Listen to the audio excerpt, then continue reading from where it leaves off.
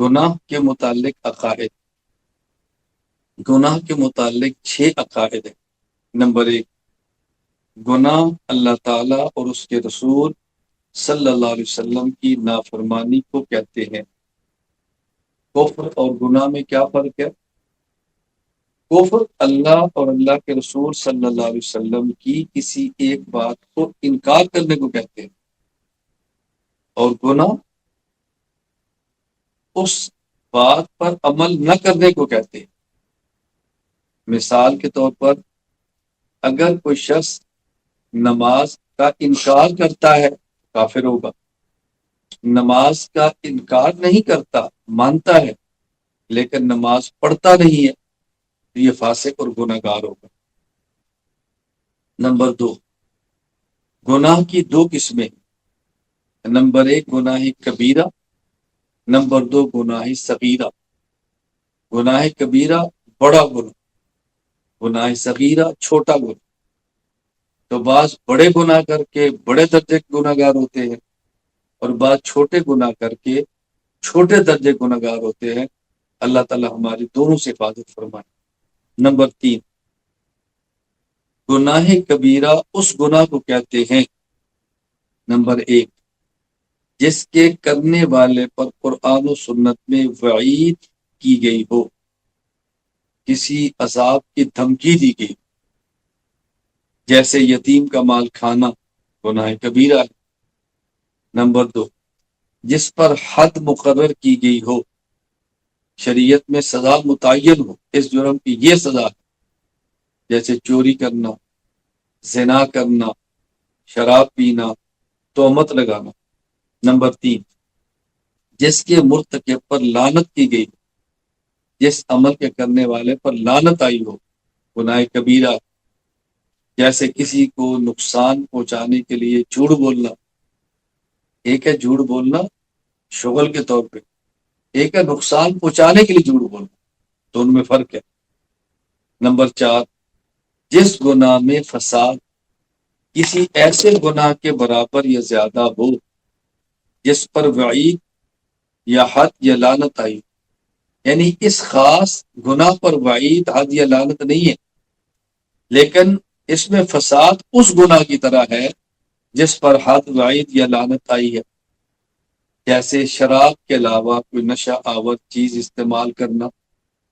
شراب پر تو حد ہے، شرابی پر تو لعنت ہے، لیکن ایک آدمی شراب نہیں، شراب کی طرح نشہ آور چیز پیتا ہے، تو جس طرح شراب سے فساد آتا ہے، نشہ آور دوسری چیز سے فساد آئے گا۔ نمبر 5، جو کام اس انداز سے کیا جائے کہ دیکھنے والا یہ سمجھے کہ اس شخص کے دل میں دین کی کوئی عظمت نہیں، جیسے قرآن کریم کو جوتا رکھنے کی جگہ پر رکھ دینا۔ یعنی وہ عمل خود بہت بڑا گناہ نہیں ہوتا، لیکن دیکھنے سے محسوس ہوتا ہے کہ یہ کام کرنے والا بندہ ایسا ہے کہ جس کے دل میں کوئی قرآن کی عظمت ہی نہیں ہے۔ قرآن موجود ہے، آدمی غفلت سے ایسی جگہ پر رکھ دے جو جوتا رکھنے کی جگہ الماری بنی ہے، اندر اس کو جوتے ہیں، اس کو پتہ نہیں ہے، اس نے اوپر قرآن رکھ دیا۔ لیکن ایک بندے کو پتہ ہے جوتے رکھتے ہیں، وہی اس نے قرآن رکھ دیا، دیکھنے والا سمجھے کہ اس کے دل میں تو قرآن کی عظمت ہی نہیں، یہ گناہ کبیرہ۔ نمبر 4، گناہ صغیرہ اس گناہ کو کہتے ہیں جس گناہ پر ایسی وعید نہ ہو جو کبیرہ گناہ پر آئی ہے۔ یعنی ہم نے بتایا کہ گناہ کبیرہ کہیں گے جس پر دھمکی ہو، جس پر لعنت ہو، اس پر ایسی چیز تو نہیں ہے، اسے کہیں گے گناہ صغیرہ، جیسے کسی فاسق کے پاس بلا ضرورت بیٹھے۔ ایک ہے ضرورت ہے اور آدمی کسی شرابی کے پاس چلا جائے، اس کی مجبوری ہے۔ ایک ہے کہ ضرورت بھی نہیں پھر بھی شرابی کے پاس بیٹھتا ہے، یہ گناہ۔ نمبر 5، گناہ سے ایمان ختم نہیں ہوتا، ہاں البتہ ایمان کی نورانیت، لذت، حلاوت کم ہو جاتی۔ آدمی گناہ کرے تو مسلمان ہی رہتا ہے، وہ کافر نہیں بنتا، لیکن نورانیت، لذت، ایمان کی مٹھاس اسے ختم ہو جاتی ہے۔ نمبر 6، گناہوں میں سے جس گناہ کا گناہ ہونا دلیل قطعی سے ثابت ہو، اس کو حلال سمجھنے والا مسلمان نہیں رہتا۔ نماز فرض ہے، کوئی اس کو کہ جی میں نماز کو فرض ہی نہیں مانتا۔ شراب حرام ہے کہ جی میں تو شراب کو حرام ہی نہیں مانتا، تو یہ کافر ہو جائے۔ تو جس گناہ کا گناہ ہونا قطعی اور یقینی دل ثابت ہو، اس کو حلال سمجھنے والا مسلمان نہیں ہوتا۔